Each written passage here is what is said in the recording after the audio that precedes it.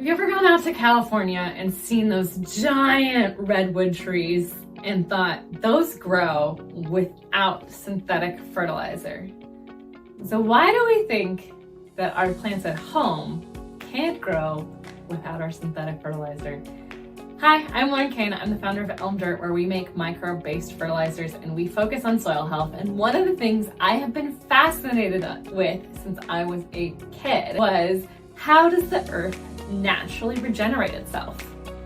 I remember hearing when we were studying about the Native Americans about how they would bury fish underneath where they plant their crops every year and help regenerate the soil. And then that was some of their ways they got rid of their waste, was they'd bury it underground and then they'd move on to their hunting grounds for the summer, and they'd come back and they'd have freshly replenished soil for the next growing season. And I always thought that was really interesting. And here in Kansas City, we also, when the dinosaurs roamed the earth, had a giant ocean that was over a good portion of the United States during that time.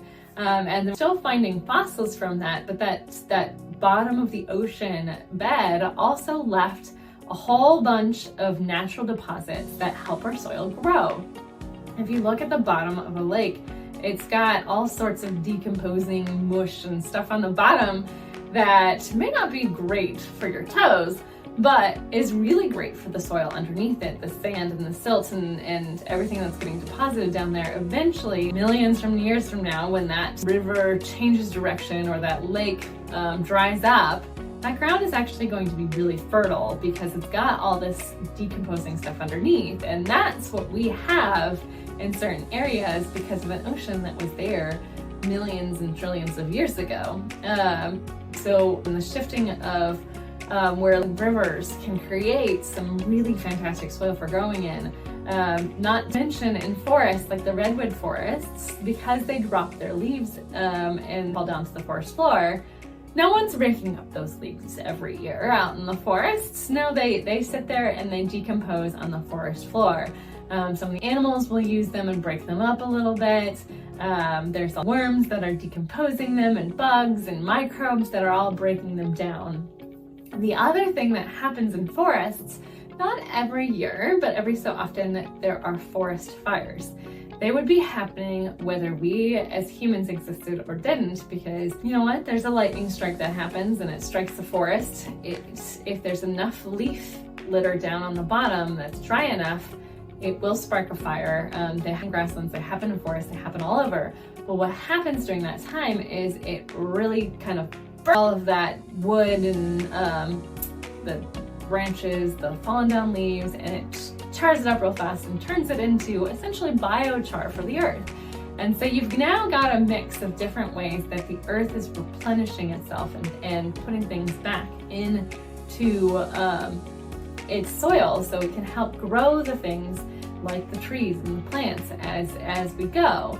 But it's not using synthetic fertilizer and making it all naturally as it needs it, and it goes. Another thing that also really fascinated me was when a volcano erupts, it's so much devastation, right? There's so much ash that goes into the air. It clogs out the light. It can throw it down and kill all the plants in the area. But one of the things you notice after it has a chance to cool and has a chance to settle after a volcanic eruption is that earth is now suddenly super fertile because the ash from the volcano is throwing out all sorts of different nutrients and different things that help certain plants grow. And there's so many different ways that the earth naturally replenishes itself. And when I was starting Elm Dirt, that's one of the things I did a lot of research into, was how to kind of ways that the earth naturally replenishes itself and boost natural sources. And some of the ways we do that is through the natural ingredient selection. So we use biochar in our products, we use kelp from the ocean, we use azomite from volcanic eruptions, that's the ash that comes off of it.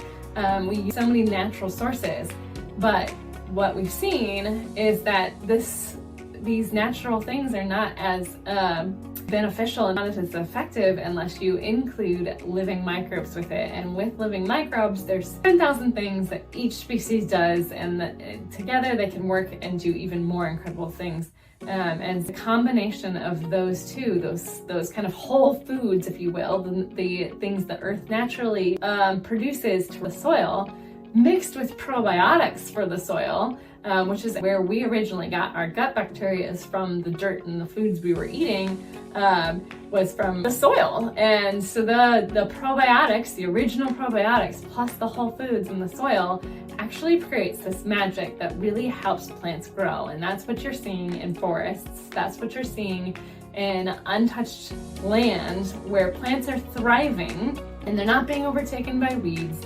And they're growing to really tall heights, all without human intervention. And it's because Earth knows that it needs whole foods and probiotics to help these plants grow, and it's supplying all of those every year as it regenerates itself. Sometimes it creates it all in one big chunk with a volcanic eruption. Sometimes it's there millions of years in the past that now has been passed on to our generation. And it's a really thing to see the focus on soil health as we start to get into talking about regenerative farming and regenerative agriculture and regenerative ways of growing in your own home. That is that on soil health and helping the soil replenish over time and not get depleted, and making sure that it's getting healthier over time and not becoming harder for us to grow, so that we can continue to grow in the same places we have traditionally grown in the past, and we can pass our land on for generations. And so it's that focus, making sure we are being good stewards of our environment. But beyond just saving the environment, there are some immediate you can have in your own garden if you started regenerative techniques today. What they've seen, several different university studies proven that if you focus on soil health, the stuff you grow in soil actually is grown healthier. So your tomatoes have more antioxidants, your food is more nutrient dense.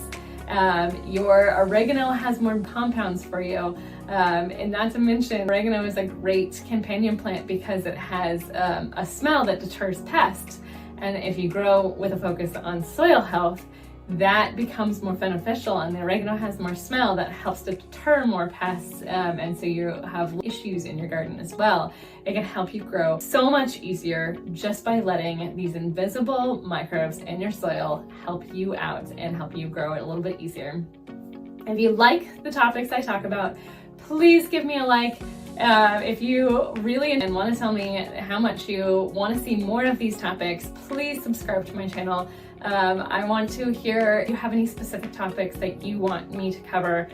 Drop me a comment, send me a DM, check out our website, art.com, and we're on all the social media at Elm Dirt.